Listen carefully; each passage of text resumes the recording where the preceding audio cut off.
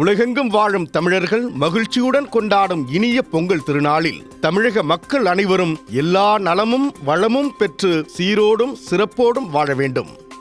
எல்லாம் வல்ல இறைவனை பிரார்த்தித்து மனதார வாழ்த்துவதாக அதிமுக பொதுச் செயலாளர் எடப்பாடி பழனிசாமி புத்தாண்டு மற்றும் பொங்கல் வாழ்த்து.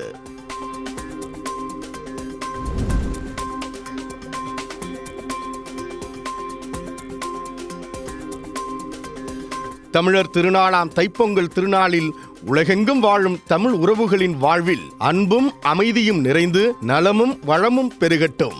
தமிழக வெற்றிக் கழக தலைவர் விஜய் பொங்கல் மற்றும் தமிழ் புத்தாண்டு வாழ்த்து.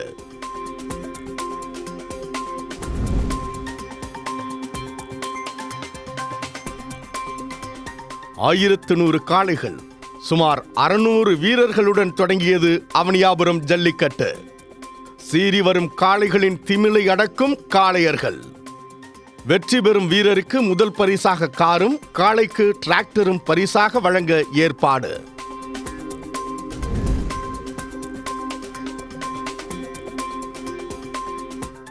பொங்கல் பண்டிகையை கொண்டாட சொந்த ஊர்களுக்கு படையெடுத்த லட்சக்கணக்கான மக்கள். அரசு பேருந்துகளில் நேற்று ஒரே நாளில் 2.2 லட்சம் பேர் பயணம். ஜனவரி 9 முதல் நேற்று நள்ளிரவு 12 மணி வரை 6.90 லட்சம் பேர் பயணம் செய்துள்ளதாக தகவல்.